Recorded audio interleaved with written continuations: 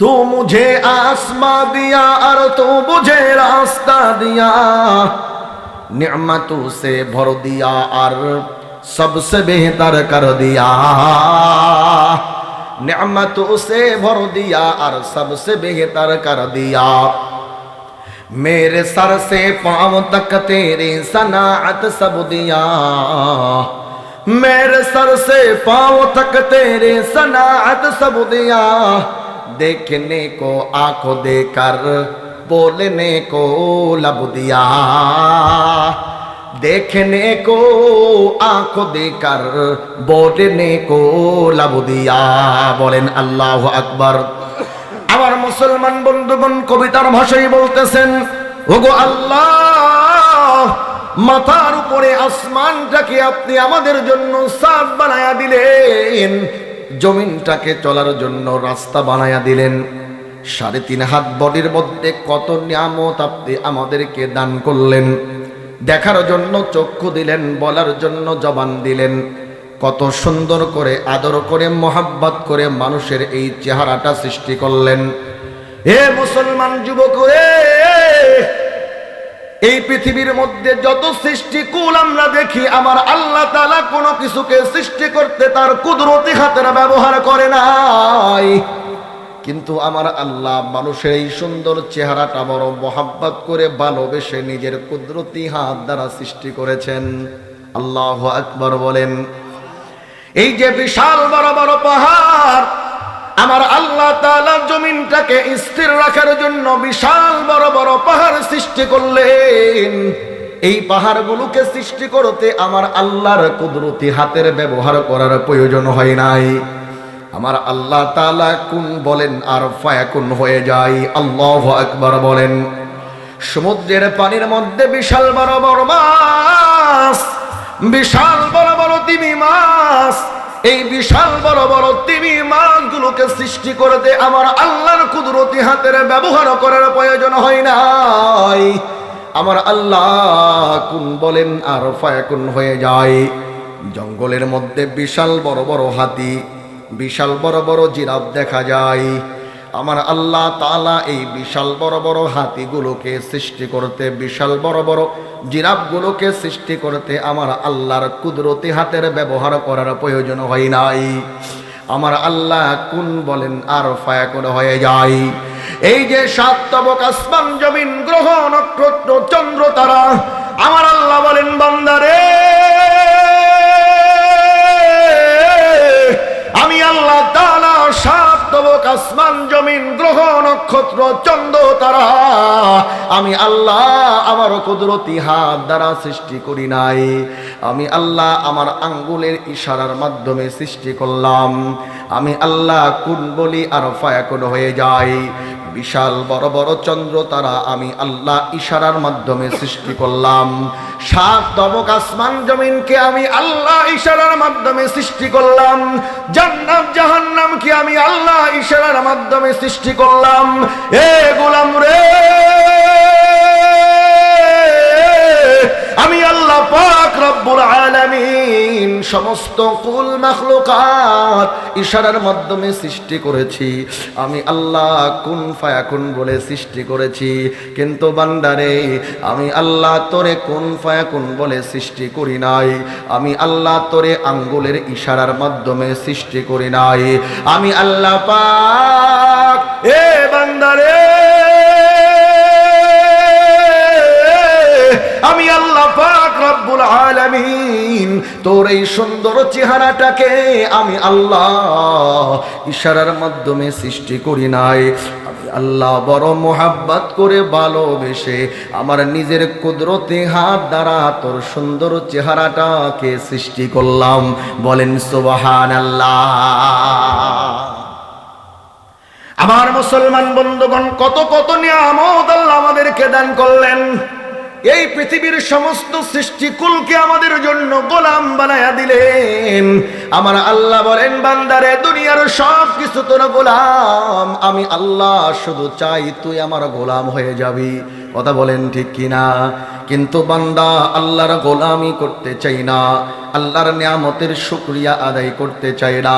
কথা বলেন ঠিক কিনা? এজন্যই তো আল্লাহ পাক রব্বুল আলামিন বলেন, লা ইন শাকারতুম লা আযীদান্নাকুম ওয়া লা ইন কাফারতুম ইন্না আযাবি লাশাদীদ।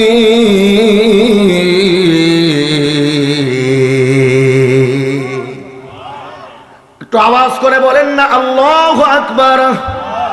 আলে বান্দারে, আমি আল্লাহ পাক রব্বুল আলামিন তোমারে যেই নিয়ামত দিলাম, নিয়ামতের যথার্থ শুকরিয়া যদি তুমি আদায় করো, আমি আল্লাহ তোমার নিয়ামতকে হাজার গুণে, লক্ষ গুণে, কোটি গুণে বৃদ্ধি করে দেব। বান্দারে, নিয়ামত পাওয়ার পরেও যদি নিয়ামতের না শুকরিয়া করো, আমি আল্লাহ পাক যতটুকু নিয়ামত তোমারে দিয়েছিলাম, আমি আল্লাহ তোমার কাছ থেকে নিয়ামত ছিনিয়ে নেব। শুধু আমি আল্লাহ তোমার নিয়ামতকে ছিনিয়েই নেব তাই না, আমি আল্লাহর পক্ষ থেকে তোমার জন্য কঠিন আযাবের ব্যবস্থা আমি আল্লাহ করে রাখব। বলেন নাউজুবিল্লাহ। আমার মুসলমান বন্ধুগণ, দুঃখজনক হলেও সত্য, আজকে আমরা আল্লাহর নিয়ামত পাওয়ার পরে নিয়ামতের শুকরিয়া আদায় করতে চাই না। কথা বলেন ঠিক কিনা? অল্পতে আমরা সন্তুষ্ট হতে পারি না। কথা বলেন ঠিক কিনা? একই এলাকায় বসবাস, একই সঙ্গে বসবাস, লেখাপড়া করলাম, চাকরি জীবন একই সঙ্গে শুরু করলাম, বন্ধুর জীবনটা একটু ভালো, আমার জীবনটা একটু নরমাল, বান্দা গ্রহণ করতে পারে না, মেনে নিতে পারে না। কথা বলেন ঠিক কিনা?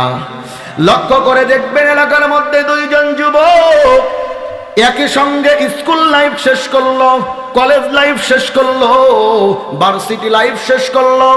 এক বন্ধু 5 তলা বিল্ডিং এর মধ্যে ঘুমায়, সরকারি বড় চাকরি করে, বিলাসবহুল গাড়ি নিয়ে চলাফেরা করে, কিন্তু আর এক বন্ধুর ভাগ্যের কোনো পরিবর্তন ঘটলো না। ওই যে ছোটবেলা থেকে কুড়ে ঘরের মধ্যে বসবাস, বন্ধু কুড়ে ঘরের মধ্যেই পড়ে রইল।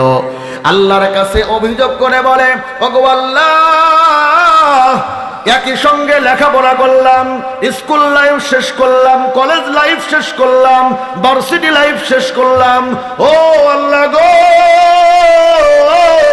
আমার বন্ধু আজকে 5 তলা বিল্ডিং এর মধ্যে ঘুমায়, আমার বন্ধু বিলাসবহুল গাড়ি নিয়ে চলাফেরা করে, আমার বন্ধু বড় সরকারি চাকরি করে, কিন্তু আমার জীবনের তো কোনো পরিবর্তন ঘটলো না। ওই যে ছোট্টবেলা থেকে কুড়ে ঘরের মধ্যে বসবাস, কুড়ে ঘরের মধ্যেই পড়ে রইলাম, আমার জীবনের তো কোনো উন্নতি হলো না। আমার আল্লাহ পাক রব্বুল আলামিন বান্দাকে ডাক দিয়ে বলে, এ বান্দারে,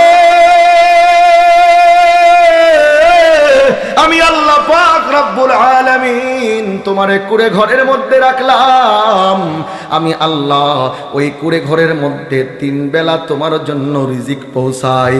কথা বলেন ঠিক কিনা? আমার আল্লাহ পাক রব্বুল আলামিন বলেন, বান্দারে, আমি আল্লাহ তোমারে কুড়ে ঘরের মধ্যে রাখলাম, কিন্তু আমি আল্লাহ তোমার চক্ষু শীতলকারী সন্তান ওই কুড়ে ঘরের মধ্যে দান করলাম। এ বান্দারে, সারাদিন কাজকর্ম শেষ করে ডাল ভাত খেয়ে নাকে তেল দিয়ে ঘুমাও, আমি আল্লাহ তোমার চোখের মধ্যে কত সুন্দর ঘুম দিয়ে দিলাম। মনে করতেছো 5 তলা বিল্ডিং এর মধ্যে তোমার বন্ধু বড় সুখে আছে। যুবক রে, না না না, খবর নিয়ে দেখ, তোর বন্ধু 5 তলা বিল্ডিং এর মধ্যে শান্তিতে ঘুমাতে পারে না। মনে করো তোমার বন্ধু বিলাসবহুল গাড়ি নিয়ে চলাফেরা করে, 5 তলা বিল্ডিং এর মধ্যে কত শান শৌকতের জীবন কাটায়। যুবক রে, খবর নিয়ে দেখ, তোর বন্ধুর মাথার মধ্যে এত এত টেনশন, 5 তলা বিল্ডিং এর মধ্যে তোর বন্ধু আরামে ঘুমাতে পারে না। বন্ধুর ছেলেটা নেশাবান করে রাস্তাঘাটে যেখান সেখানে পড়ে থাকে। বন্ধুর মেয়েটা এলাকার একটা বকাটে ছেলের সঙ্গে হাত ধরে বের হয়ে চলে গেছে। বন্ধুর বিবেটা অন্য পরপুরুষের সঙ্গে পরকীয়ায় লিপ্ত আছে না নাই? আমার আল্লাহ পাক রব্বুল আলামিন বলেন, এ যুবক রে, মনে করতেছো তোমার বন্ধু 5 তলা বিল্ডিং এর মধ্যে বড় আরামায়েশে জীবন কাটায়। খবর নিয়ে দেখ, তোর বন্ধুর মাথার মধ্যে এত এত টেনশন, তোর বন্ধু রাত্রে ঘুমাতে পারে না, তোর বন্ধুর মাথার মধ্যে এত এত টেনশন, বন্ধু 5 তলা বিল্ডিং এর মধ্যে আরাম আয়েশে থাকতে পারে না, তোর বন্ধুকে রাত্রে বেলা ঘুমাতে গেলে পাওয়ারফুল অ্যান্টিবায়োটিক ওষুধ খেয়ে তারপরে ঘুমাতে হয়। কথা বলেন ঠিক কিনা? আমার আল্লাহ পাক রব্বুল আলামিন বলেন, এ গোলাম রে, আমি আল্লাহ পাক রব্বুল আলামিন 5 তলা বিল্ডিং এর মধ্যে সুখ শান্তি রাখি নাই। কথা বলেন ঠিক কিনা? আমার আল্লাহ পাক রব্বুল আলামিন বলেন, বান্দারে, আমি আল্লাহ তাআলা বাড়ি গাড়ি অর্থ কড়ির মধ্যে সফলতা রাখি নাই, আমি আল্লাহকে পাওয়ার মধ্যে সফলতা। আল্লাহু আকবার বলেন। আমার আল্লাহ বলেন, বান্দারে, যে নাকি আমি আল্লাহকে পেয়ে গেল, যে নাকি আমি আল্লাহর হয়ে গেল, তার চাইতে বড় সফল কাম দুনিয়াতে আর কেউ হতে পারে না। কথা বলেন ঠিক কিনা? जो तू मेरा तू सब मेरा, फलक मेरा ज़मीं मेरी, अगर एक तू नहीं मेरा तो कोई शै नहीं मेरी, अगर एक तू नहीं मेरा तो कोई शै नहीं मेरी। এজন্য কবি বড় চমৎকার করে বলেন, যে নাকি আল্লাহকে পেয়ে গেল সে দুনিয়ার সব পেয়ে গেল। যে আল্লাহকে পেয়ে গেল আসমান তার হয়ে গেল, যে আল্লাহকে পেয়ে গেল জমিন তার হয়ে গেল, যে আল্লাহকে পেয়ে গেল আসমান জমিনের সমস্ত কুল মাখলুকাত গুলো তার হয়ে গেল। আর যে আল্লাহকে পেল না কিন্তু দুনিয়াতে সম্পদ পেল, আল্লাহকে পেল না দুনিয়াতে ক্ষমতা পেল, আল্লাহকে পেল না দুনিয়াতে সুন্দরী নারী পেল, আমার আল্লাহ বলেন, বান্দারে, দুনিয়াতে সব পাওয়ার পরেও তোমার চাইতে বড় মিসকিন আর কেউ হতে পারে না। কথা বলেন ঠিক কিনা? আর আমার যেই বান্দা সারাদিন রিক্সা চালায়, সারাদিন ভ্যান চালায়, মাঠে কাজ করে, দিন আনে দিন খায়, কিন্তু আমি আল্লাহর হয়ে গেল, আমি আল্লাহর সঙ্গে বড় বন্ধুত্ব, আমি আল্লাহর ঘর মসজিদের সঙ্গে যার সম্পর্ক, আমার আল্লাহ বলেন, আমার ওই বান্দা সমাজের সব থেকে বড় মিসকিন হলেও আমি আল্লাহর কাছে ওই বান্দার চাইতে বড় ধনী আর কেউ হতে পারে না। কথা বলেন ঠিক কিনা? আমার মুসলমান বন্ধুগণ, এজন্য যে বুদ্ধিমান সে দুনিয়ার পিছনে দৌড়ায় না। কথা বলেন ঠিক কিনা? যে বুদ্ধিমান দুনিয়া দুনিয়া করে নিজের জীবনের মূল্যবান সময়টাকে নষ্ট করে না। কথা বলেন ঠিক কিনা? এ আমার কুষ্টিয়া জেলার যুবক ভাইরা রে,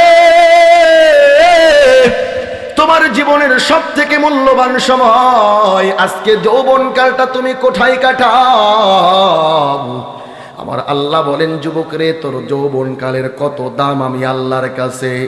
ওয়াশাবুন নাশাআ ফি ইবাদিল্লাহি আযজা ওয়া জাল্লা।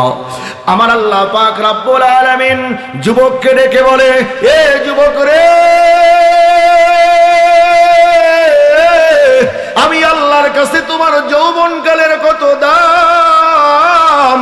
ওয়াশাবুন নাশাআ ফি ইবাদিল্লাহি আযজা ওয়া জাল্লা। আমার আল্লাহ বলেন, এ যুবক রে, আমি আল্লাহর কাছে তোমার যৌবনকালের কত দাম। আল্লাহ পাক রব্বুল আলামিন বলেন, কাল কিয়ামতের ওই কঠিন মুহূর্তে বান্দার মাথার উপরে সূর্য যখন বান্দাকে তাপ দিতে থাকবে, বান্দার মগজগুলো কানের ছিদ্র দিয়ে নাকের ছিদ্র দিয়ে বেয়ে বেয়ে পড়বে, বান্দার পেটের নাড়ি ফুঁড়েগুলো গলে গলে পেশাবের রাস্তা দিয়ে পায়খানার রাস্তা দিয়ে বের হয়ে যাবে, জমিনটা পুরে তামা হয়ে যাবে। আমার আল্লাহ পাক রব্বুল আলামিন বলেন, এ যুবক রে, ওই কিয়ামতের কঠিন মুহূর্তে যেদিন কেউ কারো আপন হবে না, মা তার সন্তানকে চিনবে না, বাবা তার সন্তানকে চিনবে না, বন্ধু বন্ধুকে চিনবে না, স্বামী তার স্ত্রীকে চিনবে না, স্ত্রী তার স্বামীকে চিনবে না। মা বলবে, ইয়া নাফসি, হায় আজকে আমার কি হবে? বাবা বলবে, ইয়া নাফসি, হায় আজকে আমার কি হবে? কলিজার টুকরা সন্তান বলবে, ইয়া নাফসি, হায় আজকে আমার কি হবে? বন্ধু বলবে, ইয়া নাফসি, হায় আজকে আমার কি হবে? যেদিন কেউ কারোকে চিনবে না, যেদিন কেউ কারো আপন হবে না, মাথার উপরে সূর্যটা তাপ দিতে থাকবে, যেদিন সামিয়ানার ছায়া থাকবে না, যেদিন কোনো ছাদের ছায়া থাকবে না, যেদিন কোনো গাছের ছায়া থাকবে না, আমার আল্লাহ পাক রব্বুল আলামিন বলেন, এ যুবক রে, আমি আল্লাহ পাক রব্বুল আলামিন আমার আরশের নিচে একটা ভিআইপি প্যান্ডেল করব। ওই ভিআইপি প্যান্ডেলের মধ্যে আমি আল্লাহ তাআলা আমার ভিআইপি মানুষদেরকে জায়গা দেব। আমি আল্লাহ পাক রব্বুল আলামিন আমার আরশের নিচে একটা ভিআইপি প্যান্ডেল করব। ওই ভিআইপি প্যান্ডেলের মধ্যে আমার নবীরা থাকবে, ওই ভিআইপি প্যান্ডেলের মধ্যে সিদ্দিকিনরা থাকবে, ওই ভিআইপি প্যান্ডেলের মধ্যে শুহাদারা থাকবে। আল্লাহ পাক রব্বুল আলামিন বলেন, ওয়াশাবুন নাশা ফি ইবাদিল্লাহি আযজা ওয়া জাল্লা। হে কুষ্টিয়া জেলার যুবক রে, আমার আল্লাহ পাক রব্বুল আলামিন বলেন, ওয়াশাবুন নাশা ফি ইবাদিল্লাহি আযজা ওয়া জাল্লা। আমি আল্লাহ আমার আরশের নিচে একটা ভিআইপি প্যান্ডেল করব। ভিআইপি প্যান্ডেলের মধ্যে যেই সমস্ত যুবকেরা তাদের চরিত্রটাকে পরিচ্ছন্ন রেখেছে, যেই সমস্ত যুবকেরা মাত্র 20,000 টাকার একটা মোবাইল ফোনের কাছে তাদের যৌবনকালটাকে বিক্রি করে নাই, দুনিয়ার সুন্দরী একটা নারীর পিছনে ঘুরে ঘুরে যৌবনকালটাকে নষ্ট করে নাই, আর আল্লাহ পাক রব্বুল আলামিন বলেন, ওয়াশাবুন নাশা ফি ইবাদিল্লাহি আযজা ওয়া জাল্লা। এ যুবক রে, আমি আল্লাহ পাক রব্বুল আলামিন আমার আরশে আজিমের নিচে একটা ভিআইপি প্যান্ডেল করব। আর ওই ভিআইপি প্যান্ডেলের মধ্যে ওই সমস্ত চরিত্রবান যুবকদেরকে আমি আল্লাহর নবীদের সঙ্গে, সিদ্দিকিনদের সঙ্গে, শুহাদাদের সঙ্গে আমি আল্লাহ তাআলা জায়গা করে দেব। যেই যুবকেরা যৌবনকালে সম্পর্ক ছিল মসজিদের সঙ্গে, যেই যুবকেরা যৌবনকালে সম্পর্ক ছিল কোরআনের সঙ্গে, যেই যুবকেরা যৌবনকালটাকে ইসলামের জন্য কোরবানি করেছে, দ্বীনের জন্য কোরবানি করেছে, আমার আল্লাহ তাআলা বলেন, আমি আমার ওই সমস্ত যুবক বান্দা বান্দীদেরকে আমি আল্লাহ আমার আরশে আজিমের নিচে ভিআইপি প্যান্ডেলের মধ্যে জায়গা করে দেব। বলেন সুবহানাল্লাহ। जिसे चाहे तो दे दुनिया की दौलत, जिसे चाहे तो दे दुनिया की दौलत, हमें मस्त इबादत करो खुदाया। जिसे चाहे तो दे दुनिया की हशमत, हमें मस्त इताअत करो खुदाया। जिसे चाहे तो दे दुनिया की हशमत, हमें मस्त इताअत करो खुदाया। जिसे चाहे तो दे दुनिया की शौकत, हमें मस्त हिदायत करो खुदाया। जिसे चाहे तो दे दुनिया की रफ़ात, हमें मस्त मोहब्बत करो खुदाया। जिसे चाहे तो दे दुनिया की रफ़ात, हमें मस्त मोहब्बत करो खुदाया। अल्लाहु अकबर बोलें। আমার মুসলমান বন্ধুগণ, যে বুদ্ধিমান সে দুনিয়া চায় না, সে আল্লাহকে ডেকে বলে, ওগো আল্লাহ, আপনার কাছে যারা দুনিয়া চাই গো আল্লাহ, আপনি তাদেরকে দুনিয়া দিয়ে দেন, কিন্তু আপনি আমাকে আপনার ইবাদতের পাগল বানায়া দেন। কথা বলেন ঠিক কিনা? যে বুদ্ধিমান সে আল্লাহকে ডেকে বলে, ওগো আল্লাহ, আপনার কাছে যারা দুনিয়ার শান শওকত চাই গো আল্লাহ, আপনি তাদেরকে দুনিয়ার শান শওকত দিয়ে দেন, কিন্তু আপনি আমাকে আপনার ইবাদতের পাগল বানায়া দেন। ওগো আল্লাহ, আপনার কাছে যারা দুনিয়ার ক্ষমতা চাই গো আল্লাহ, আপনি তাদেরকে দুনিয়ার ক্ষমতা দিয়ে দেন। যারা এমপি মন্ত্রী হতে চায়, চেয়ারম্যান মেম্বার হতে চায়, ক্ষমতার চেয়ারটা দখল করতে চায়, আল্লাহ আপনি তাদেরকে দুনিয়ার ক্ষমতা দিয়ে দেন, এমপি মন্ত্রী বানায়া দেন, কিন্তু আপনি আমাকে আপনার হেদায়াতের পাগল বানায়া দেন। ওগো আল্লাহ, আপনার কাছে যারা দুনিয়ার সুন্দরী নারী চাই গো আল্লাহ, সুন্দরী নারী, বাড়ি গাড়ি, অর্থ কোটি চাই গো আল্লাহ, আপনি তাদেরকে দুনিয়ার সুন্দরী নারী, বাড়ি গাড়ি, অর্থ কোটি দিয়ে দেন, কিন্তু আপনি আমাকে আপনার মোহাব্বতের পাগল বানায়া দেন। কথা বলেন ঠিক কিনা?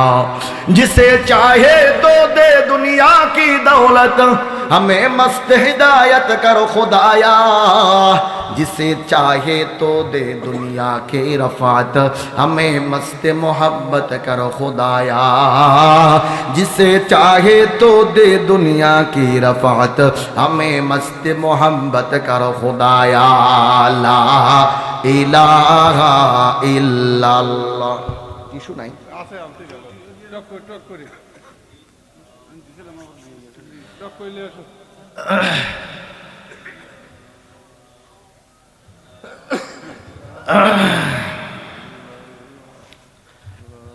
লা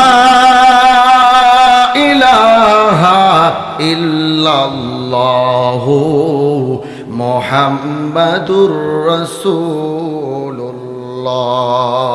সাল্লাল্লাহু আলাইহি ওয়াসাল্লাম। আমার ভাইয়েরা, আমরা কি দুনিয়া চাই নাকি পরকাল চাই? কি শেষ করে দেব? আর একটু চলবে? বলেন ইনশাল্লাহ।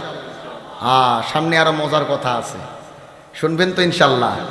যে আয়াতে কারিমা আমি আপনাদের খেদমতে তেলাওয়াত করেছি, এই আয়াতের উপরে মজার একটা ঘটনা বলবো, অল্প সময়ের মধ্যে শেষ করব। তো আমরা সকলেই থাকবো, বলেন ইনশাল্লাহ। তাহলে বলেন, যারা বুদ্ধিমান তারা কি দুনিয়া চাই নাকি পরকাল চাই? যারা বুদ্ধিমান তারা কি দুনিয়া চাই নাকি আল্লাহকে চাই? বলেন তো দেখি, আমরা কি দুনিয়ার ধন দৌলত, প্রভাব প্রতিপত্তি এগুলো চাই, নাকি আল্লাহর সন্তুষ্টি অর্জন করে পরপারে জান্নাত অর্জন করতে চাই?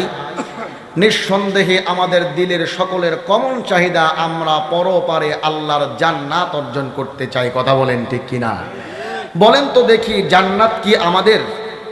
কথা বলেন, জান্নাত কি আমার বাপ দাদার প্রত্যেক সম্পত্তি? যে বাবা মারা গেল ওয়ারিস সূত্রে জান্নাত পেয়ে গেলাম, ব্যাপারটা কি এমন? ব্যাপারটা কিন্তু এমন না। জান্নাতের মালিক যিনি, তিনি কে? আওয়াজ করে বলেন, জান্নাতের মালিক যিনি, তিনি কে? তাহলে ওই মালিকের কাছ থেকে যদি আমরা জান্নাতের মালিকানা নিতে চাই, সেই মালিকের সন্তুষ্টি অর্জন করার দরকার আছে না নাই? ধরেন এক বাবার দুইজন সন্তান আছে, তো দেখবেন দুই সন্তানের মধ্যে এক সন্তান বাবার সহায় সম্পত্তি বেশি ভোগ করতে পারে। বাবা একজনের কাছে বিশ্বাস করে দোকানের চাবি, ডয়ারের চাবি দিয়ে দেয়, কিন্তু আরেকজনের ডয়ারের কাছেও যেতে দেয় না। কথা বলেন ঠিক কিনা?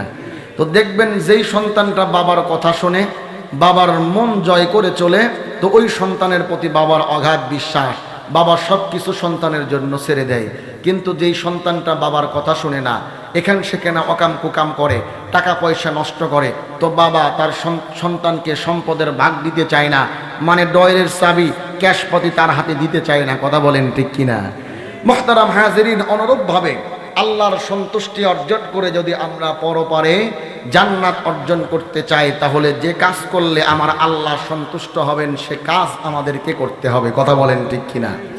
যে আয়াতে কারিমা আপনাদের খেদমতে তেলাওয়াত করেছি, এখান থেকে শিক্ষা, আল্লাহ পাক রব্বুল আলামিন বলেন, বান্দারে, আমি আল্লাহর সন্তুষ্টি অর্জন করে পরপারে তোমরা যদি জান্নাত অর্জন করতে চাও, তিনটা কাজ তোমাদেরকে করতে হবে।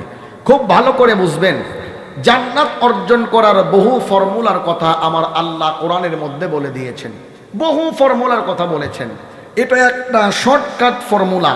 আল্লাহ তাআলা বলেন, বান্দারে, তিনটা কাজের আঞ্জাম যদি তোমরা দিতে পারো, আমি আল্লাহ তোমাদের প্রতি সন্তুষ্ট হয়ে যাব, আর আমি আল্লাহ যাদের প্রতি সন্তুষ্ট হয়ে যাব, পরপারে আমি আল্লাহর জান্নাতে যাওয়ার জন্য তাদের আর কোনো টেনশন থাকবে না। বলেন সুবহানাল্লাহ। মুসলমান ভাইরা রে, আমার কথাগুলো দিল দিয়া বুঝবেন।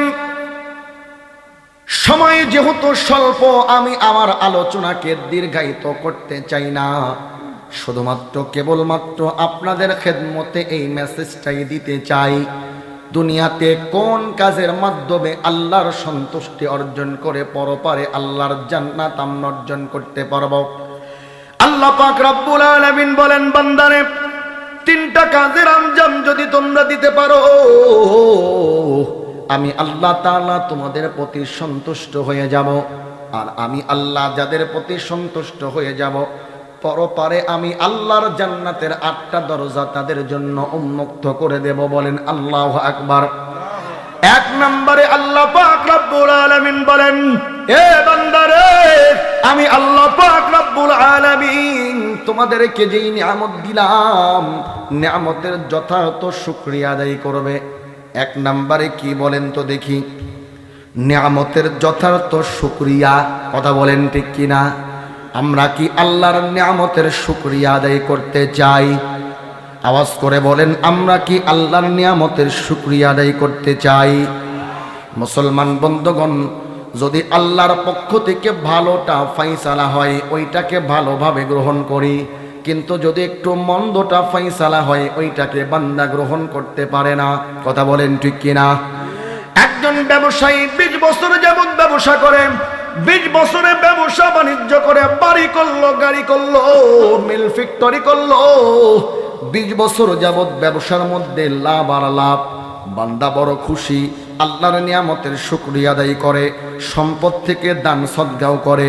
কিন্তু 20 বছর পরে 6 মাসের জন্য যদি ব্যবসার মধ্যে একটু লোকসান দেখা দেয়, বান্দা ওই লোকসানটাকে গ্রহণ করতে পারে না। কথা বলেন ঠিক কিনা? কিন্তু বলেন তো দেখি, আমার আল্লাহ যেই লাভটা দিলেন ওই লাভটা কে দিয়েছেন? আবার যেই লসটা দিলেন 6 মাসের জন্য ব্যবসার মধ্যে লস, ওই লসটা কে দিল? কিন্তু আমরা লাভটাকে গ্রহণ করতে পারি, লসটাকে গ্রহণ করতে পারি না। অথচ ছোট্টবেলায় যখন মক্তবে গেলাম, ইমাম সাহেবেরা আমাদেরকে ঈমানে মুফাসসাল শিক্ষা দিলেন। আমানতু বিল্লাহি ওয়া মালাইকাতিহি ওয়া কুতুবিহি ওয়া রুসুলিহি ওয়াল ইয়াউমিল আখিরি ওয়াল কদরি খায়রিহি ওয়া শাররিহি বিদাল্লাহি তাআলা ওয়াল বা'সি বা'দাল মাউত। ছোট্টবেলায় 7টা জিনিসের প্রতি আমরা ঈমান আনলাম। তার মধ্যে একটা হলো আল কদরি খায়রিহি ওয়া শাররিহি মিনাল্লাহি তাআলা, ভালো এবং মন্দ তকদীরের ফয়সালা হয় আল্লাহর পক্ষ থেকে। এই কথার প্রতি আমরা বিশ্বাস করলাম, এটার নাম হলো ঈমান। কথা বলেন ঠিক কিনা? কিন্তু বান্দা ভালোটাকে গ্রহণ করলেও মন্দটাকে গ্রহণ করতে চাই না। কথা বলেন ঠিক কিনা? আমার আল্লাহ পাক রব্বুল আলামিন বলেন, এ গোলাম রে, এক নম্বরে আমি আল্লাহ যেই নিয়ামত দিলাম, নিয়ামতের যথাযথ শুকরিয়া আদায় করবে। আমি আল্লাহর নিয়ামতের যথাযথ যদি শুকরিয়া আদায় করো, এক নম্বরে আমি আল্লাহ ওই নিয়ামতের মধ্যে বরকত দান করব। আমি আল্লাহ ওই নিয়ামতটাকে 1000 গুণে, লক্ষ গুণে, কোটি গুণে বৃদ্ধি করে দেব। 2 নম্বরে আমি আল্লাহ তোমাদের প্রতি সন্তুষ্ট হয়ে পরপারে আমি আল্লাহ তোমাদেরকে জান্নাত দিয়ে দেব। বলেন সুবহানাল্লাহ। 2 নম্বরে আল্লাহ পাক রব্বুল আলামিন বলেন, এ বান্দারে, বিপদে আপদে বালা মুসিবতে আমি আল্লাহর প্রতি ভরসা করবে। আওয়াজ করে বলেন তো দেখি, বিপদে পড়লে ভরসা করব কার উপরে? বিপদে পড়লে, মুসিবতে পড়লে ভরসা করব কার উপরে? আমার আল্লাহ পাক রব্বুল আলামিন বলেন, বান্দারে, আমি আল্লাহ ইচ্ছা করি মাঝে মাঝে তোমাদেরকে মুসিবতের সম্মুখীন করি। আমি আল্লাহ তোমাদের কাছ থেকে পরীক্ষা নিতে চাই, ধৈর্যের পরীক্ষা। আওয়াজ করে বলেন তো দেখি, কিসের পরীক্ষা? আল্লাহ পাক রব্বুল আলামিন বলেন, ওয়ালা নাবলুওয়ান্নাকুম বিশাইইম মিনাল খাউফি ওয়াল জু'i ওয়া নাকসিম মিনাল আমওয়ালি ওয়াল আনফুসি ওয়াত থামারাত।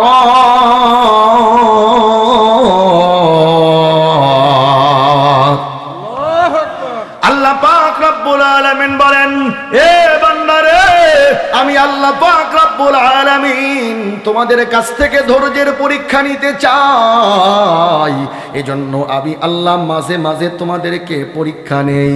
আমি আল্লাহ কখনো তোমাদের ক্ষুধার সম্মুখীন করি, আমি আল্লাহ কখনো তোমাদেরকে মুসিবতের সম্মুখীন করি, আমি আল্লাহ কখনো ভয়ের সম্মুখীন করি, আমি আল্লাহ তাআলা কখনো তোমাদের ব্যবসা বাণিজ্যের মধ্যে লোকসান দিয়ে দেই, আমি আল্লাহ কখনো তোমাদের ক্ষেত খামারের মধ্যে লস দিয়ে দেই, আমি আল্লাহ পাক রব্বুল আলামিন কঠিন পরিস্থিতির সম্মুখীন করে আমি আল্লাহ তাআলা তোমাদের কাছ থেকে ধৈর্যের পরীক্ষা নিতে চাই।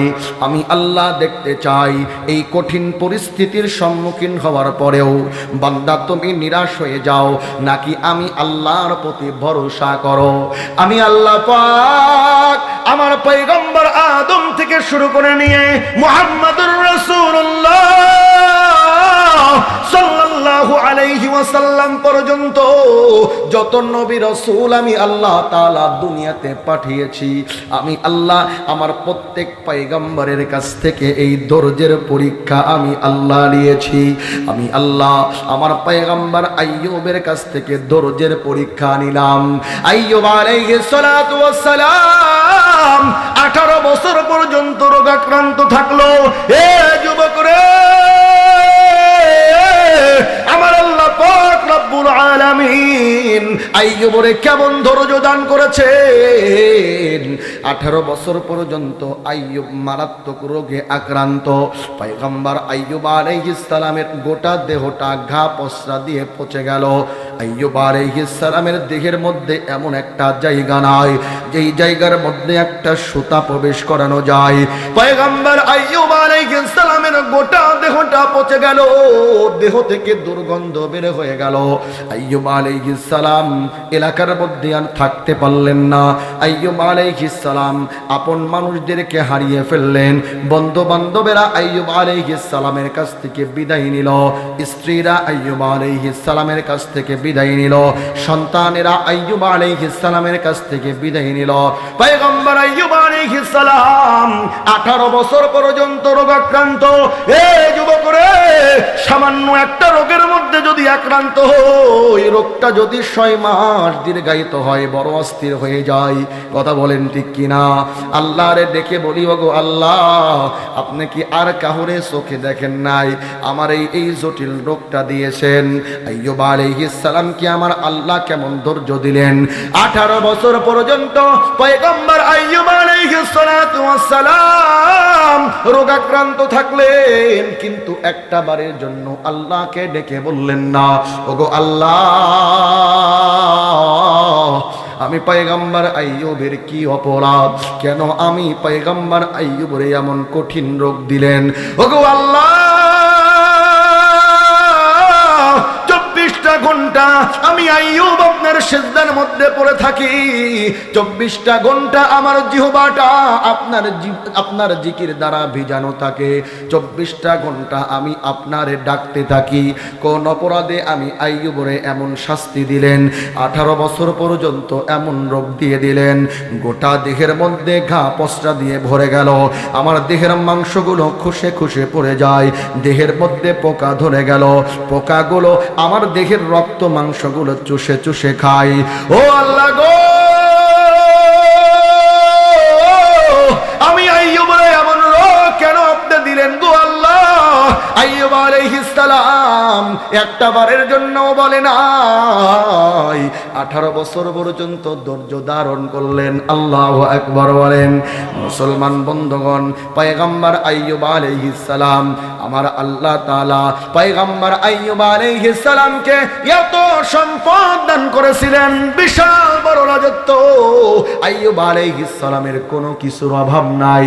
আইয়ুব আলাইহিস সালাম রাজ্যকে ঘিরে হাজার হাজার একর জমি, জমির মধ্যে এমন কোনো ফসল আদি নাই যে আমার আল্লাহ দেয় নাই। গরু ছাগল মহিষ ভেড়া কোনো কিছুর অভাব নাই। আইয়ুব আলাইহিস সালাম বিশাল রাজ্যের মধ্যে, রাজত্বের মধ্যে আইয়ুব আলাইহিস সালাম বসবাস করেন। 70 বছর পর্যন্ত আমার আল্লাহ আইয়ুব আলাইহিস সালামরে নিয়ামত দান করলেন, বিশাল বড় রাজত্ব দান করলেন, ক্ষেত খামার দান করলেন, গরু ছাগল দান করলেন। বন্ধু বান্ধবের কোনো অভাব নাই, কর্মচারীর কোনো অভাব নাই, আপন মানুষের কোনো অভাব নাই। আমার আল্লাহ তাআলা পয়গম্বর আইয়ুবের কাছ থেকে ধৈর্যের পরীক্ষা নেওয়ার জন্য আমার আল্লাহ আইয়ুবের সমস্ত সম্পদগুলোকে কেড়ে নিয়ে আইয়ুব আলাইহিস সালামকে কঠিন একটা রোগের মধ্যে ফেলে দিলেন।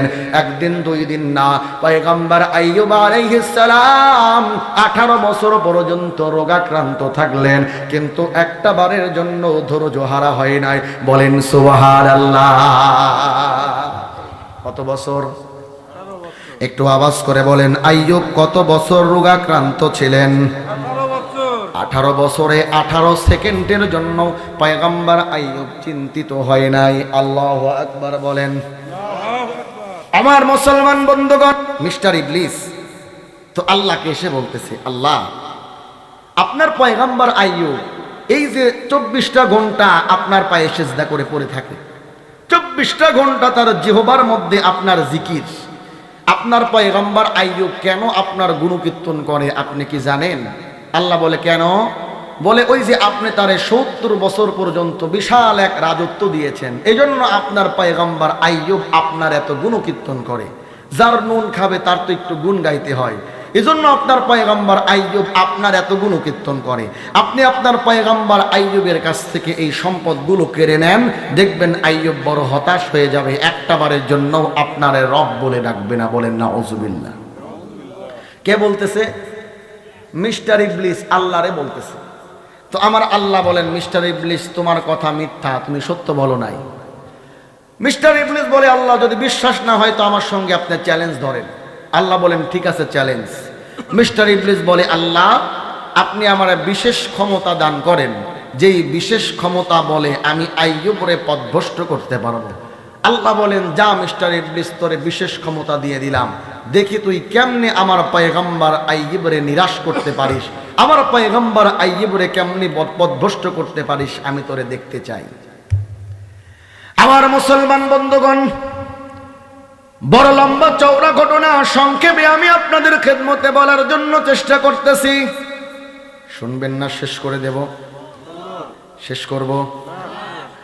মুসলমান বন্ধুগণ, পয়গম্বর আইয়ুব আলাইহিস সালাম বিশাল বড় রাজত্ব, তার রাজত্বকে, রাজমহলকে ঘিরে হাজার হাজার একর জমি, জমির মধ্যে নানান ধরনের ফসলাদি, গরু ছাগল মহিষ ভেড়া, কোনো কিছুর অভাব নাই। মিস্টার ইবলিস আল্লাহর কাছ থেকে বিশেষ ক্ষমতা নিয়ে আইয়ুবের রাজ দরবারে চলে গেল। মুসাফিরের রূপ ধারণ করে পয়গম্বর আইয়ুবকে ডেকে বলে, ও পয়গম্বর আইয়ুব, আমি একজন মুসাফির, দীর্ঘ পথ অতিক্রম করে এসেছি, তোমার রাজমহলে একটা রাত থাকতে চাই। কে বলতেছেন? মিস্টার ইবলিস মুসাফিরের রূপ ধারণ করেছে। আইয়ুব আলাইহিস সালামকে বলেন, পয়গম্বর আপনার ঘরে একটা রাত থাকতে চাই, আমি বড় ক্লান্ত। পয়গম্বর আইয়ুব আলাইহিস সালাতু ওয়াস সালাম যেহেতু আল্লাহর নবী পয়গম্বর, মিস্টার ইবলিসের দেহ থেকে দুর্গন্ধ আসতে লাগলো। পয়গম্বর আইয়ুব বুঝতে আর ভুল করলেন না, এটা তো সাধারণ কোনো মানুষ না, মিস্টার ইবলিস আমার ঘরের মধ্যে ঢুকে ঘরের মধ্যে আগুন দিতে চাই। বলেন তো দেখি, এমন মুনাফিক মার্কা মুসলমান আমাদের সমাজেও আছে না নাই? আমার মুসলমান বন্ধুগণ, ওইদিকে আমি যেতে চাই না। পয়গম্বর আইয়ুব আলাইহিস সালাম বুঝে ফেললেন, এটা সাধারণ কোনো মুসাফির না, এটা তো মিস্টার ইবলিস আমার ঘরের মধ্যে ঢুকে ঘরের মধ্যে আগুন জ্বালাতে চাই। পয়গম্বর আইয়ুব বললেন, না, আমার ঘরের মধ্যে তোমার জায়গা হবে না, অন্য কোনো সহযোগিতা লাগলে বলো, আমি তোমার সহযোগিতা করব। মিস্টার ইবলিস চিন্তা করে, প্রথম মিশনটাই তো ফেল হলো। বলেন আল্লাহু আকবার। এবার মিস্টার ইবলিস 2 নম্বর মিশন হাতে নিল। কি করলো? মুসলমান বন্ধুগণ, মিস্টার ইবলিস তার বিশেষ ক্ষমতা বল দিয়া, ক্ষমতা ব্যবহার করে আইয়ুব আলাইহিস সালামের হাজার হাজার একর জমি, সমস্ত ফসলগুলো আগুন দিয়ে পুড়িয়ে দিল। ক্ষেত খামারগুলো সব পুড়ে ছাই হয়ে গেল, গরু ছাগল মহিষ ভেড়া সবকিছু শেষ হয়ে গেল। এবার রাজ্যের পূজারা পয়গম্বর আইয়ুবকে ডেকে বলেন, ও পয়গম্বর আইয়ুব, বড় সর্বনাশ হয়ে গেল। এই যে 70 বছর পর্যন্ত আপনি যে রাজত্বকে সঞ্চয় করলেন, হাজার হাজার একর জমি, জমির মধ্যে নানান ধরনের ফসলাদি, গরু ছাগল মহিষ ভেড়া, 70 বছরের সমস্ত সম্পদ শেষ হয়ে গেল। ও আইয়ুব, আপনার তো আর কোনো কিছুই অবশিষ্ট থাকলো না। রাজ্যের প্রজারা পয়গম্বর আইয়ুবের সামনে দাঁড়াইয়া এই কথাগুলো যখন বলেন, পয়গম্বর আইয়ুবের চেহারার মধ্যে কোনো চিন্তার ভাঁজ নাই। আল্লাহু আকবার বলেন। আপনাদের এই এলাকার মানুষ আমি তো জানি, এই চরের মানুষ বাজারে বড় বড় দোকানের মালিক। কথা বলেন ঠিক কিনা? যেহেতু আমার মায়ের এলাকা, এই এলাকায় আমি জানি আমার নানা একজন ব্যবসায়ী ছিলেন, মামাও বড় ব্যবসায়ী। বিয়ে করেছি আপনাদের এলাকায়, আমি কিন্তু আপনাদের জামাই। আমার মুসলমান বন্ধুগণ, পয়গম্বর আইয়ুব আলাইহিস সালামের চেহারার মধ্যে চিন্তার কোনো ভাঁজ নাই। অথচ যদি খবর দেওয়া হয়, এই অমুকের পোলা অমুক, বাজারে তোমার যেই বড় দোকানটা, আজকে রাত্রে দোকানটা আগুন ধরে পুড়ে শেষ হয়ে গেছে, বলেন তো দেখি আপনি কি আপনার নিজেকে স্থির রাখতে পারবেন? আওয়াজ করে বলেন, স্থির রাখা কি সম্ভব? সম্ভব না। কিন্তু পয়গম্বর আইয়ুব আলাইহিস সালাম কি আমার আল্লাহ কেমন দরুদ দান করলেন। রাজ্যের পূজারা এসে বলেন, এ পয়গম্বর রে, 70 বছর পর্যন্ত যে সম্পদ আপনি সঞ্চয় করলেন, আপনার সমস্ত সম্পদ পুরে মাটির সঙ্গে মিশে গেল। পয়গম্বর আইয়ুবের চেহারার মধ্যে কোনো চিন্তার ভাঁজ নাই। পয়গম্বর আইয়ুব আলাইহিস সালাম মিষ্টি মিষ্টি হাসেন আর জিহ্বাটা নাড়াইয়া নাড়াইয়া আল্লাহর জিকির করতে থাকেন। রাজ্যের প্রজারা বলে, পয়গম্বর আইয়ুব সমস্ত সম্পদ হারিয়ে ফেলেছে, সমস্ত সম্পদগুলো আগুনে পড়ে গেছে। এই সংবাদ পাওয়ার পরে আইয়ুব মনে হয় পাগল হয়ে গেছে। এজন্য আইয়ুব মিসকি মিসকি হাসে আর জিহ্বা নাড়াইয়া নাড়াইয়া কি যেন বলে। পয়গম্বর আইয়ুব রাজ্যের প্রজাদেরকে ডাকে বলে, এ রাজ্যের লোকেরা রে, না না না, আমি আইয়ুব পাগল হই নাই। 70 বছর পর্যন্ত যেই সম্পদ আমি আইয়ুব সঞ্চয় করলাম, এই সম্পদ আজকে পুড়ে গেছে, নষ্ট হয়ে গেছে। আমি আইয়ুব তো চিন্তিত হতে পারি না। আমি আইয়ুবের তো চিন্তিত হওয়ার কোনো কারণ নাই, কারণ যেই সম্পদ আজকে আগুনে পুড়ে গেছে, আমার আল্লাহর ফয়সালা দ্বারা আগুন দ্বারা পুড়ে গেল। আমি আইয়ুব চিন্তিত হতে পারি না। আমার আল্লাহ যেই সম্পদ আমাকে দান করেছিলেন, আমার আল্লাহর ফয়সালা অনুযায়ী সেই সম্পদ শেষ হয়ে গেল। আমি আইয়ুব এই সংবাদ শোনার পরে একটা মুহূর্তের জন্য চিন্তিত হতে পারি না। বলেন সুবহানাল্লাহ। আমার মুসলমান বন্ধুগণ, মিস্টার ইবলিস চিন্তা করে, 2 নাম্বার মিশনটাও তো ফেল করলাম, এবার কি করব? মিস্টার ইবলিস চিন্তা করে, একজন বাবার কাছে তার সন্তানের চাইতে আপন সম্পদ আর কিছু হতে পারে না। কথা বলেন ঠিক কিনা? যদি কোনো সন্তান ব্যথা পায়, বাবার চোখে পানি আসে না, এমন বাবা দুনিয়াতে নাই। কথা বলেন ঠিক কিনা? আইয়ুব আলাইহিস সালামের সন্তানেরা রাজ্যের বাহিরে একটা মক্তবের মধ্যে পড়তে যায়। মিস্টার ইবলিস এবার ওই মক্তবের কাছে চলে গেল। মক্তবের হুজুর কিছু সময়ের জন্য মক্তব থেকে বের হয়েছে। মিস্টার ইবলিস মক্তবের ছাদটা ধসায়া দিছে, আর ওই ছাদের নিচে পড়ে আইয়ুব আলাইহিস সালামের সন্তানেরা দুনিয়া থেকে বিদায় নিল। মক্তবের ইমাম সাহেব কানতে কানতে আইয়ুব আলাইহিস সালামের সামনে হাজির। পয়গম্বর আইয়ুবকে ডেকে বলেন, ও পয়গম্বর আইয়ুব, সামান্য সময়ের জন্য কাদের কারণে মক্তব থেকে বের হলাম, ফিরে দেখি আপনার কলিজার টুকরা সন্তানেরা ছাদে চাপা পড়ে দুনিয়া থেকে বিদায় নিয়েছেন। আইয়ুব আলাইহিস সালামের চোখে পানি নাই। আইয়ুব আলাইহিস সালাম জিহ্বাটা নাড়াইয়া নাড়াইয়া আল্লাহর নিয়ামতের শুকরিয়া আদায় করেন। হুজুর এবার ডাক দিয়ে বলে, আইয়ুব মনে হয় পাগল হয়েছে। কলিজার টুকরা সন্তানেরা দুনিয়া থেকে বিদায় নিয়েছে, কিন্তু আইয়ুবের চেহারার মধ্যে কোনো চিন্তার ভাব নাই। পয়গম্বর আইয়ুব আলাইহিস সালাম ইমাম সাহেবকে ডেকে বলেন, ও ইমাম সাহেব, কলিজার টুকরা সন্তান দুনিয়া থেকে বিদায় নিলে বাবার চোখে পানি আসবে না, এটা হতে পারে না। স্বাভাবিকভাবে আবার সন্তানেরা দুনিয়া থেকে বিদায় নিলে আমার চোখে পানি আসবে, আমি ব্যথিত হব, এটাই তো স্বাভাবিক। কিন্তু আমি আইয়ুব কান্না করতে পারি না, ব্যথিত হতে পারি না, কারণ ওই পরিচয় আমার সন্তানগুলোর পরিচয়। ওই সন্তানের বাবা আমি আইয়ুব হলেও সন্তানগুলো আমি আইয়ুবের না। আমার আল্লাহ ওই সন্তানগুলো আমার কাছে আমানত রেখেছিলেন, আমার আল্লাহ তার আমানতের মালকে তার কাছে ফিরিয়ে নিয়েছেন। আমি আইয়ুব এই সংবাদ শোনার পরে মুহূর্তের জন্য চিন্তিত হতে পারি না। বলেন সুবহানাল্লাহ। মিস্টার ইবলিস চিন্তা করে কোনোভাবেই তো আইয়ুব রে বিচলিত করা যায় না, আইয়ুব রে নিরাশ করা যায় না। এবার মিস্টার ইবলিস কি করলো? তাফসীরের কিতাবের মধ্যে লেখা হয় পয়গম্বর আইয়ুব আলাইহিস সালাম রাত্রে বেলা ঘুমাতে যাবেন, রাজ্যের মধ্যে আছেন, দরবেশের রূপ ধারণ করে মিস্টার ইবলিস রাজ্যের মধ্যে প্রবেশ করলো। পয়গম্বর আইয়ুবকে ডেকে বলে, ও পয়গম্বর রে, আপনার সঙ্গে একটা আমার গোপন কথা আছে, মানুষের মাঝে বলা যাবে না, কানে কানে বলতে হবে। পয়গম্বর আইয়ুব কানটা আগায়া দিছেন। মিস্টার ইবলিস পয়গম্বর আইয়ুবের কানের মধ্যে একটা ফু দেয়। ফু দেওয়ার পরে মিঠি মিঠি হাসতে হাসতে বের হয়ে চলে যায়। পয়গম্বর আইয়ুব বুঝতে পারলেন না কি হয়ে গেল। রাত্রিবেলা ঘুমাতে গেছেন, সকালবেলা উঠে দেখেন গোটা দেহের মধ্যে ঘা পসরা দিয়ে ভরা। আল্লাহু আকবার বলেন। পয়গম্বর আইয়ুব আলাইহিস সালাতু ওয়াস সালাম গোটা রাজ্য আগুন দিয়ে পুড়ে গেল, সন্তানেরা দুনিয়া থেকে বিদায় নিল, গোটা দেহের মধ্যে ঘা পসরা দিয়ে ভরে গেল। বিবিরা এবার থাকতে চাই না।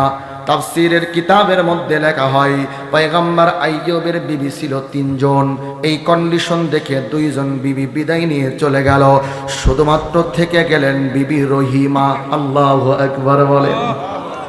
এ আমার কুষ্টিয়া জেলার মা বোনেরা রে, পয়গম্বর আইয়ুবের বিবি রহিমা কেমন ছিল? আজকে যদি স্বামীর ঘরে একটু অভাব হয়, ওই স্বামীর ঘর আমরা করতে চাই না। কথা বলেন ঠিক কিনা? এই যে সামনে ঈদ আসতেছে রে বাজান, ঈদের মধ্যে বউ বড় আবদার করে বসে, আমার কিন্তু পাখি ড্রেস কিনে দিতে হবে। কথা বলেন ঠিক কিনা? স্বামীর মাসিক আয় 10,000 টাকা, আর বউ আবদার করে বসে 25,000 টাকার পাখি ড্রেস। কথা বলেন ঠিক কিনা? একদিন এক পুলিশ অফিসারের সঙ্গে আমার দেখা, তো ট্রেনের মধ্যে যাচ্ছি, কথা প্রসঙ্গে তার সঙ্গে ভালো আলাপ হয়ে গেল। মানুষটা খুব ভালো। তে বলতেছে, হুজুর এই যে আমাদের উপরে একটা অপবাদ যে পুলিশরা ঘুষ খায়, হুজুর অনেকে আছে তো ইচ্ছা করেই খায়, কিন্তু অধিকাংশ অফিসাররা আছে যারা ঘুষ খায় বউয়ের চাপে। কতক্ষণ ঠিক কিনা? কয় অধিকাংশ অফিসারেরা ঘুষ খায় বউয়ের চাপে। বউয়ের আবদার। একজন পুলিশ অফিসার কয় টাকা বেতন পায়? ঢাকা শহরে বাসা নিয়ে থাকা, বাড়িতে টাকা পাঠানো, এসব খরচ দিয়ে কিছু থাকার কথা না। চাকরি শেষে যে একটা পেনশন পাই ওটাই টাকা, কিন্তু চাকরি করে এভাবে চলা সম্ভব না। বউয়ের প্রেশারের কারণে ওই পুলিশ অফিসারেরা রাস্তার মধ্যে দাঁড়ায়া মোটরসাইকেল চালক, সিএনজি চালক, ভ্যান চালক এদের কাছ থেকে জোরপূর্বক টাকা আদায় করে। কথা বলেন ঠিক কিনা? হ্যাঁ, আমার মা বোনেরা সাবধান হয়ে যান, সাবধান হয়ে যান, খবরদার। আমার মুসলমান বন্ধুগণ, পয়গম্বর আইয়ুব আলাইহিস সালাতু ওয়াস সালাম গোটা দেহটা যখন পচে গেল, ঘা পসরা দিয়ে ভরে গেল, দুর্গন্ধ বের হয়ে গেল। 3 জন বিবি ছিলেন, 2 জন বিবি বিদায় নিলেন, শুধুমাত্র থেকে গেলেন বিবি রহিমা। এলাকার মধ্যে দুর্গন্ধ ছড়িয়ে গেল। এলাকার মানুষেরা বলে, আইয়ুব তুমি আর থাকতে পারবা না। আমাদের বড় ভয় হয় বাতাসের মাধ্যমে এই দুর্গন্ধ যেভাবে ছড়িয়ে পড়েছে, তোমার এই রোগ আমাদের কেউ আক্রমণ না করে। এলাকার মধ্যে আর থাকতে পারবা না। তোমার বন্ধু বান্ধবেরা তোমারে বিদায় দিয়ে চলে গেছে, রাজ্যের মানুষেরা তোমার থেকে বিদায় নিয়েছে, বিবিরা তোমার থেকে বিদায় নিয়েছে, রাজ্যের সমস্ত সহায় সম্পত্তি তুমি হারিয়ে ফেললা, আর রাজ্যের মধ্যে থাকতে পারবা না। এ আইয়ুব রে, আজকে সূর্য ডোবার আগেই তোমার বিবি রহিমাকে সঙ্গে করে নিয়ে দূরে কোনো জঙ্গলের মধ্যে চলে যাবে, এলাকার মধ্যে আর থাকতে পারবো না। পয়গম্বর আইয়ুবের চেহারার মধ্যে চিন্তার কোনো ভাঁজ নাই।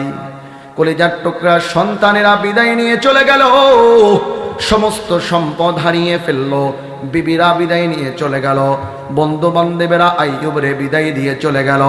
আইয়ুব আলাইহিস সালামের আপন বলতে আর কেউ নাই, শুধুমাত্র বিবি রহিমা। বিবি রহিমাকে সঙ্গে করে নিয়ে দূরে একটা জঙ্গলের মধ্যে চলে গেল। আইয়ুব আলাইহিস সালাতু ওয়াস সালাম, এ কুষ্টিয়া জেলার যুবক রে, আইয়ুব আলাইহিস সালামকে আমার আল্লাহ কেমন দরজ দিলেন। 18 বছর পর্যন্ত পয়গম্বর আইয়ুব আলাইহিস সালাম রোগাক্রান্ত হয়ে জঙ্গলের মধ্যে পড়ে থাকলেন। গোটা দেহটা গা পচরা দিয়ে ভরা, গোটা দেহের মধ্যে পোকা ধরে গেল, পোকাগুলো রক্ত মাংসগুলো চুষে চুষে খায়। পয়গম্বর আইয়ুব আলাইহিস সালামের কোনো অভিযোগ নাই। পোকাগুলো যখন ক্ষত স্থান থেকে পড়ে পড়ে যায়, পয়গম্বর আইয়ুব আলাইহিস সালাম পোকাগুলোকে উঠাইয়া আবার ওই স্থানে রেখে দেয়। আল্লাহু আকবার বলেন। বিবি রহিমা পয়গম্বর আইয়ুবকে ডেকে বলেন, ওগো নবী গো,